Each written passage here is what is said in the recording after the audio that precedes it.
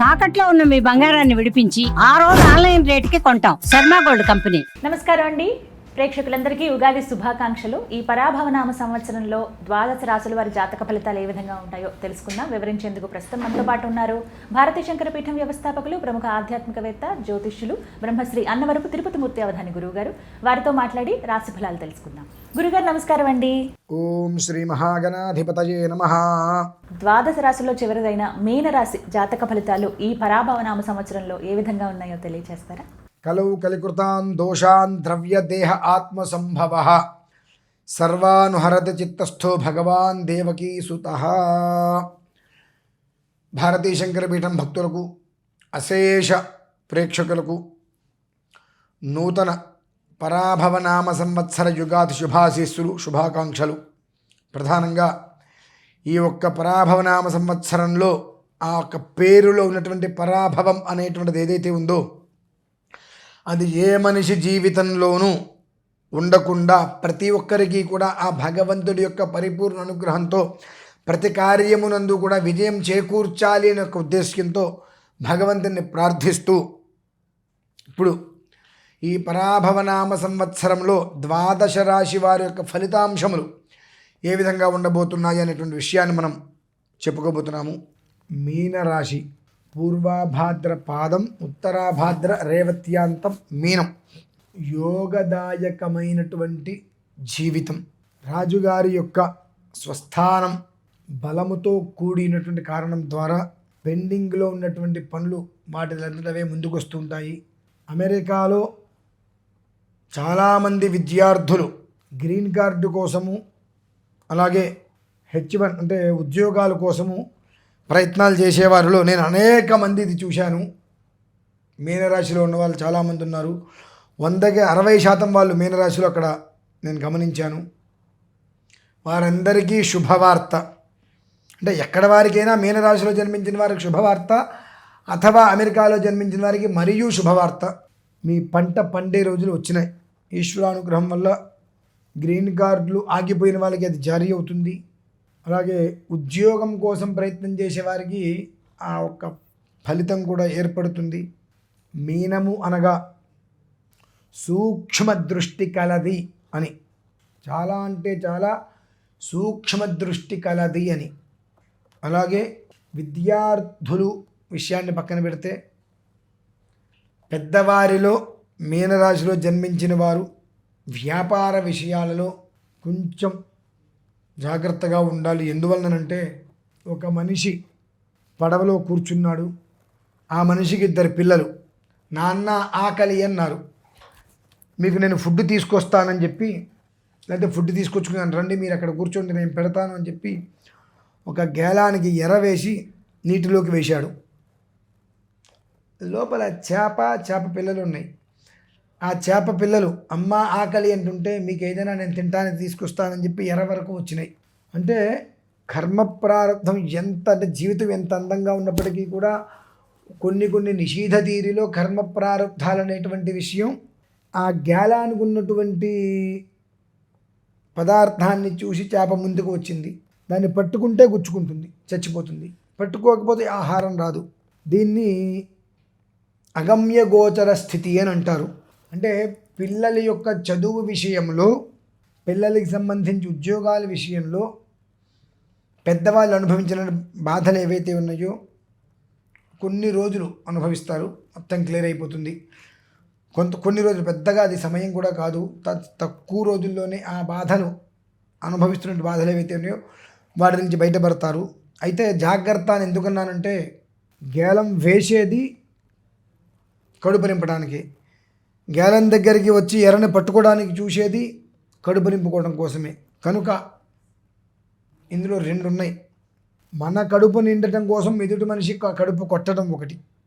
ఈ 2 అంటే మన కడుపు నింపు అంటే మనకు ఉంది, తృప్తిగా ఉంది, రేపటికి ఎల్లుండికి కూడా కూడబెట్టాలనే ఒక ఉద్దేశంతో ఎదుటి మనిషి కడుపు కొట్టే విధానం ఒకటైతే, ఈరోజు కడుపు నింపుకోవాలనే ఒక ప్రయత్నంలో చేసే విధానం ఒకటి. మొదటి విధానం కాకుండా రెండో విధానంలో వెళ్ళినట్లయితే మీరు బాగుంటారు, వాళ్ళు బాగుంటారు, పిల్లలు క్షేమంగా ఉంటారు, వృద్ధి కలుగుతుంది. కనుక గ్రీన్ కార్డ్ అనేటువంటిది H1B అవి దాని పేర్లు ఏవో ఉన్నాయి నాకు తెలీదు. కానీ ఉద్యోగానికి సంబంధించిన విషయంలో ఎంఎస్ పూర్తయి 2-3 సంవత్సరాలుగా ఎట్లా ఎక్కడి నుంచి ఎటు ఉద్యోగం వస్తుందో తెలియక ఎదురు చూసే వాళ్ళందరికీ కూడా శుభవార్త.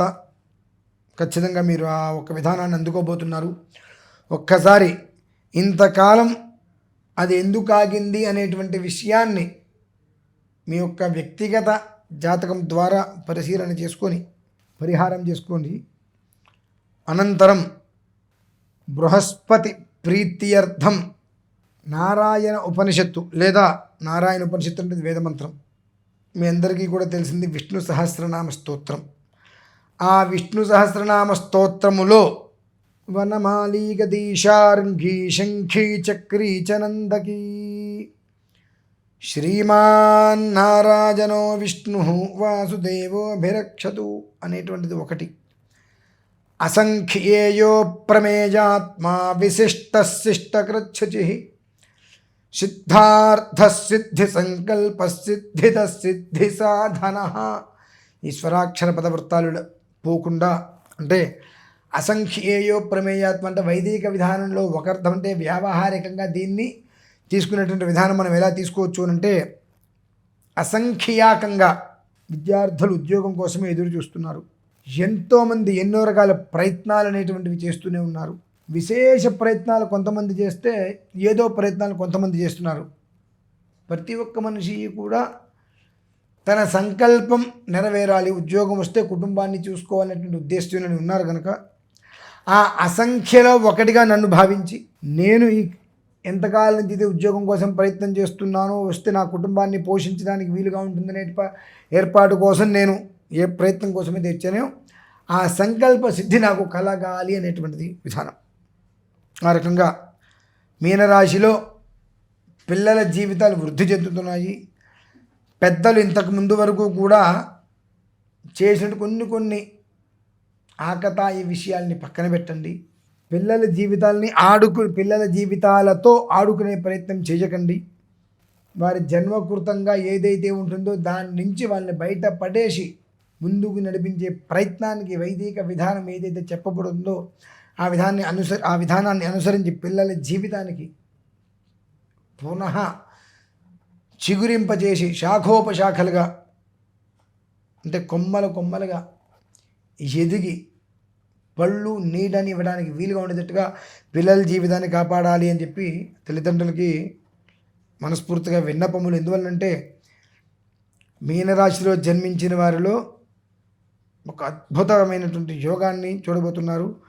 నేను అమెరికాలో ఉన్నటువంటి సమయంలో నేను చూసినట్లు ఎక్కువగా మీనరాశి వాళ్ళని నేను చూశాను. చాలా బాధ అనిపించింది.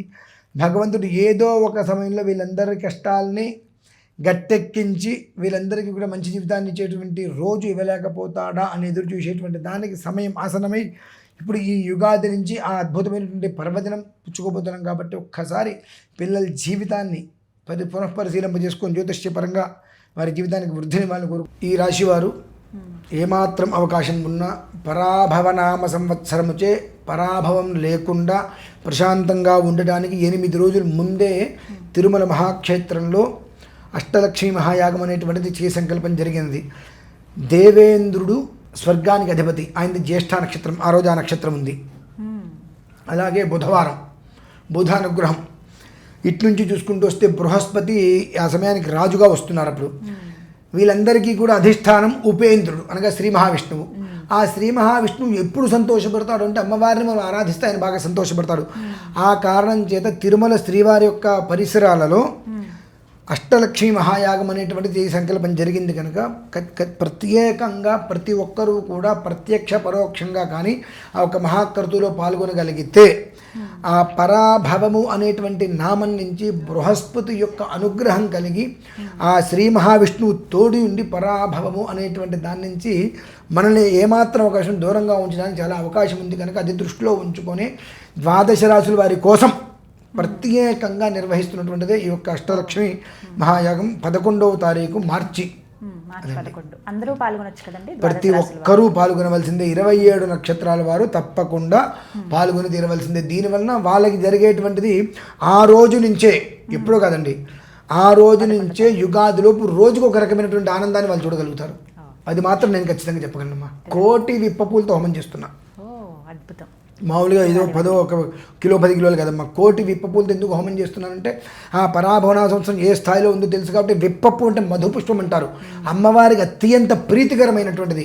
ఆ అమ్మవారి ప్రీతికరమైన పదార్థాల్లో అమ్మవారిని సేవించి తద్వారా శ్రీ మహావిష్ణువు యొక్క అనుగ్రహంతో రాజుగారి యొక్క ఆశీస్సులతో క్షేమంగా ఉండాలి అని ఉద్దేశ్యం. చక్కగా వివరించారు. ధన్యవాదాలు గురుగారు.